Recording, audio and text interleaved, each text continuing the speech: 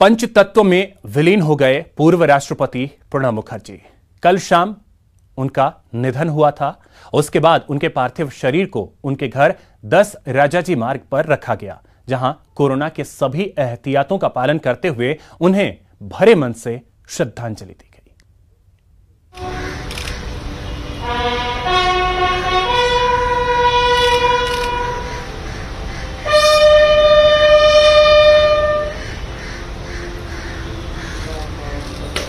हो या पक्ष में नीतियों के निर्धारण की कटु आलोचना करनी हो या स्वयं नीति निर्धारण करना हो, हर बात में प्रणब दा का कौशल्य दिखाई पड़ता था।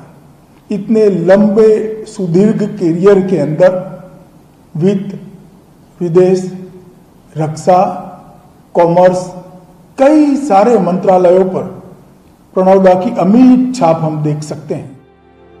ऐसे ही थे प्रणब दा, जिनके सब अपने थे, चाहे वो पक्ष के हो या फिर विपक्ष के, वो सबको सुनते थे। तभी तो उन्होंने क्लर्क से सर्वोच्च पद तक का सफर तय किया। करियर की शुरुआत प्रणब दा ने साल 1962 में पोस्ट एंड टेलीग्राफ विभाग में बतौर क्लर्क की नौकरी से की थी। फिर वो पत्रकारिता में आए, फिर छात्रों को भी पढ़ाया और उसके बाद वो राजनीति में आए, जहां से कई मंत्रालय की जिम्मेदारी संभालने के बाद वो 25 जुलाई 2012 को देश के राष्ट्रपति बने। Bureau report, news 18 network. वहीं जयपुर बीजेपी ऑफिस में भी पूर्व राष्ट्रपति प्रणब मुखर्जी के निधन पर श्रद्धांजलि सभा का आयोजन किया गया। इस दौरान बीजेपी प्रदेश अध्यक्ष सतीश पूनिया, सांसद रामचरण बोहरा, विधायक मदन दिलाबर, रामलाल शर्मा सहित पदाधिकारी और कार्यकर्ताओं ने प्रणब मुखर्जी के चित्र पर पुष्प अर्पित कर उन्हें श्रद्धांजलि दी। इसके साथ ही 2 मिनट का मौन रखकर उनकी आत्मा की शांति के लिए भगवान से प्रार्थना की। इस दौरान बीजेपी के प्रदेश अध्यक्ष सतीश पूनिया ने पूर्व राष्ट्रपति प्रणब मुखर्जी के निधन पर गहरा शोक जताते हुए कहा कि देश के लिए किए गए उनके अहम योगदान को हमेशा याद रखा जाएगा। भारत के पूर्व राष्ट्रपति प्रणब मुखर्जी साहब का कल देहावसान हुआ। पूरा देश शोकाकुल है और आज उनको श्रद्धांजलि दे रहा है। इसी क्रम में आज भारतीय जनता पार्टी के प्रमुख कार्यकर्ताओं ने उनको श्रद्धा सुमन अर्पित किए हैं। कल से ही देश और दुनिया में प्रणब दा के नहीं रहने की खबर मिलने के बाद जिस तरीके से उनके नहीं रहने को लोगों ने अपने संस्मरणों से और अनेक अवसरों पर उनको जब सुना और देखा, उसको बयान किया। भारत दुनिया का सबसे बड़ा लोकतंत्र है और ये लोकतंत्र परंपराओं से चलता है। ऐसे अनेकों महापुरुष हुए जिन्होंने भारत के इस लोकतंत्र को अपने कृतित्व और व्यक्तित्व से ऊंचाइयां दी थी। प्रदेश में कोरोना के संक्रमण को लेकर चिकित्सा एवं स्वास्थ्य मंत्री डॉक्टर रघु शर्मा ने समीक्षा की। उन्होंने कहा कि राज्य में चिकित्सा और स्वास्थ्य के क्षेत्र में आधारभूत ढांचे को मजबूती से तैयार किया जा रहा है। 2000 कम्युनिटी हेल्थ ऑफिसर्स की भर्ती का प्रोसेस जब शुरू किया गया था तो मैंने उसके बारे में पता किया। कुछ खामियां थी भर्ती के प्रोसेस के अंदर, हमने उसको रोका उस टाइम। वो और उसके बाद की जो भर्तियां और क्रिएट हुई वो मिला के 6310 कम्युनिटी हेल्थ ऑफिसर्स की भर्ती का प्रोसेस हमने शुरू किया है। पूरे ट्रांसपेरेंट मैनर में ये भर्तियां होगी ताकि कोई सवालिया निशान इन भर्तियों के ऊपर नहीं लगे। हमने 2000 डॉक्टर्स की भर्ती का प्रोसेस शुरू कर रखा था। MNIT एग्ज़ाम ले रही थी, वहाँ भी कुछ शिकायतें हमारे पास आई, हमने जांच कराई, हमने उस परीक्षा को रद्द किया, दोबारा परीक्षा आयोजित करने का आदेश दिया। कुल मिला के ये जो भर्तियां हैं पारदर्शी तरीके से होनी चाहिए, कायदे कानून से होनी चाहिए, ताकि इन पे कोई अंगुली नहीं उठा सके। राजस्थान में हमने 12,500 लोगों को ANM GNM को भी पोस्टिंग दी है। 765 डॉक्टर्स की भर्ती पहले हुई है। तो कुल मिला के हेल्थ मैन पावर को बढ़ाने की तरफ, चाहे लैब टेक्नीशियंस हों, चाहे रेडियोग्राफर्स हों, चाहे दूसरे पदों पे भर्तियां हों, सब तरफ हम भर्ती का प्रोसेस अभी चल रहा है और आने वाले समय में एक तरफ हेल्थ इंफ्रास्ट्रक्चर पे काम हो रहा है मजबूती के लिए, और दूसरी तरफ मैन पावर को बढ़ाने का काम हो रहा है। यहां रुकेंगे एक छोटे से ब्रेक के लिए।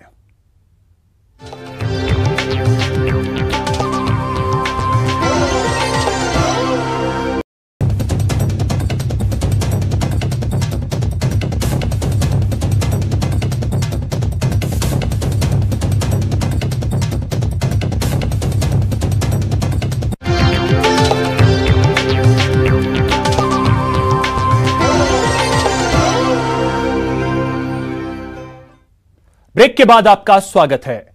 कोरोना वायरस की वजह से बंद पड़े स्कूलों में जहां सरकार ने छात्रों के लिए ऑनलाइन शिक्षा की व्यवस्था की है, वहीं भीलवाड़ा के उद्योगपति और समाज सेवी अनिल मानसिंह का और उनकी पुत्री आस्था ने छात्रों के लिए एक सकारात्मक पहल की है, जिसके तहत उन्होंने कक्षा 9 से 12वीं तक के विद्यार्थियों के लिए विभिन्न विषयों का एक स्वदेशी वेबसाइट www.clearwire.in तैयार किया है, जिससे स्टूडेंट्स के लिए फ्री में पढ़ाई हो पाएगी। इस वेबसाइट के जरिए छात्र छात्राएं अंग्रेजी भी सीख सकते हैं। शारदा ग्रुप ने clever.in करके एक सॉफ्टवेयर बनाया है जो कि पूर्णतः आत्मनिर्भर हिंदुस्तानी सॉफ्टवेयर है। उसके ऊपर हम लोग हर किस्म की शिक्षा दे रहे हैं।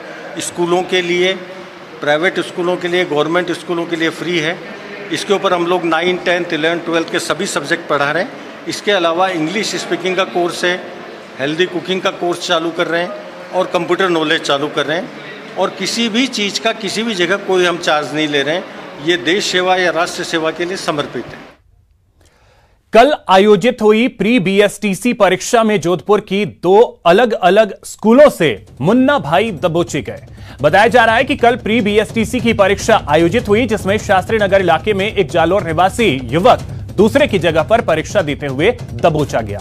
वहीं प्रतापनगर इलाके में एक नाबालिग और एक युवक दूसरे की जगह परीक्षा देते हुए पकड़े गए। दोनों ही मामलों में स्कूल संचालकों ने आरोपियों को पुलिस के हवाले कर मुकदमा दर्ज करवाया है। सीकर में खाद्य विभाग की कार्रवाई से डेयरी संचालकों में हड़कंप मच गया। फतेहपुर शेखावाटी में नकली दूध के कारोबार का खुलासा होने के बाद खाद्य विभाग लगातार एक्शन में है। इसी के तहत तीसरे दिन भी विभाग की तरफ से छापेमारी की गई और दूध के सैंपल लिए गए।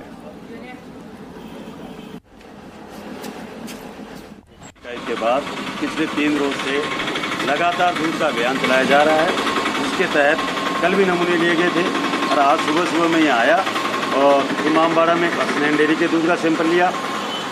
वो जो मस्जिद कौन सी थी, वो काजियान मस्जिद के पास 2 पिकअप उनसे सैंपल लिए। और ये जो मस्जिद है इसके नीचे हमारा दूध डेयरी है, इससे एक दूध का सैंपल लिया। करोड़ों की कमाई करने वाला आमेर महल कोरोना काल में सैलानियों के बिना तरस रहा है, जिससे आमेर की कमाई घटकर अब लाखों में रह गई है। आमेर की कमाई कोरोना ने खाई।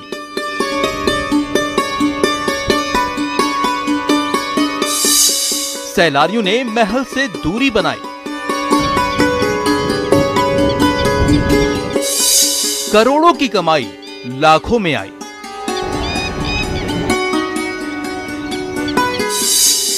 आमेर महल को 32 करोड़ का घाटा।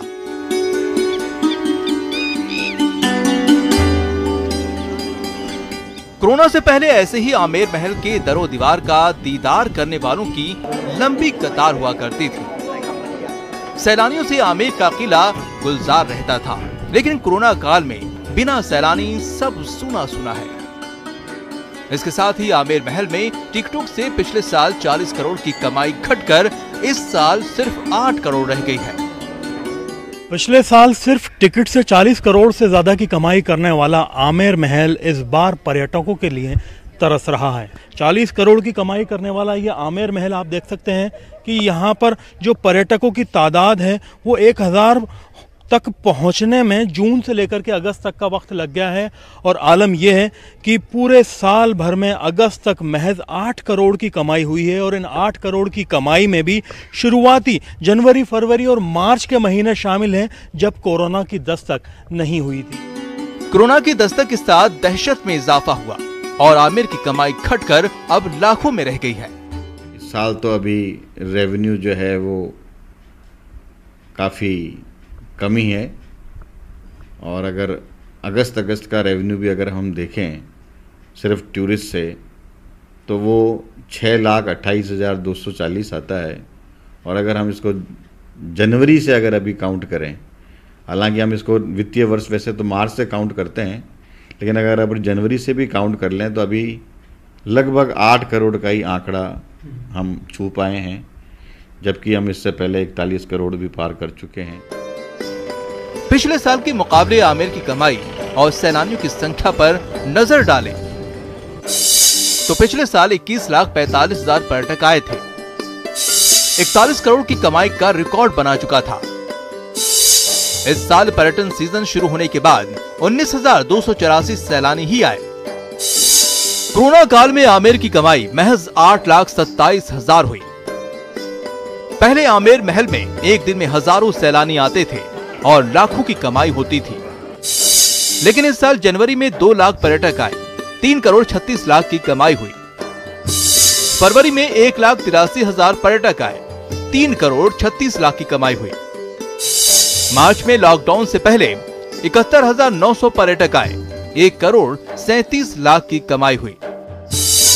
अप्रैल और मई में पूरी तरह से लॉकडाउन रहा, कमाई भी शून्य रही। जून में पर्यटन शुरू हुआ तो महज 585 पर्यटक आए। जुलाई में 3,469 पर्यटक आए और कोरोना के बाद सबसे ज्यादा पर्यटक अगस्त में आए। अगस्त में 15,230 तक पहुंची और कमाई 6,28,000 हुई। न जाने कब इस नुकसान की भरपाई होगी, न जाने कब आमिर महल एक बार फिर सैलानियों से गुलजार होगा। फिलहाल तो बस सैलानियों का बेसब्री से इंतजार है। विदेशी पर्यटक लगभग पूरी तरह से खत्म हो चुके हैं। स्थानीय पर्यटक थोड़े बहुत आ रहे हैं और पर्यटकों के अंदर कोरोना की वजह से डर और दहशत ज़्यादा है। ऐसे में राजस्थान का पर्यटन विभाग आमिर महल परिसर ये कोशिश कर रहे हैं कि लोगों को एक संदेश दें कि पर्यटन उनके लिए सुरक्षित है, ताकि पर्यटन की वापसी हो सके पटरी पर और पर्यटकों की तादाद में इजाफा हो सके। कैमरा पर्सन बलबीर सिंह राठौड़ के साथ में अरबाज अहमद, न्यूज़ 18 के लिए जयपुर से। एक बड़ी खबर आपको बता दें, सचिन पायलट ने केंद्र पर निशाना साधा है। अर्थव्यवस्था को लेकर उन्होंने केंद्र पर हमला बोला है।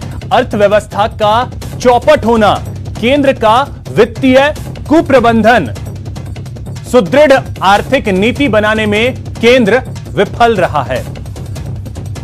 तो ये सीधा हमला केंद्र सरकार पर सचिन पायलट का। उन्होंने अर्थव्यवस्था को लेकर केंद्र को अपने निशाने पर लिया है, जिसमें उन्होंने कहा है कि अर्थव्यवस्था का चौपट होना केंद्र का वित्तीय कुप्रबंधन है और सुदृढ़ आर्थिक नीति बनाने में केंद्र फेल हुआ है। फिलहाल इस बुलेटिन में इतना ही। नमस्कार।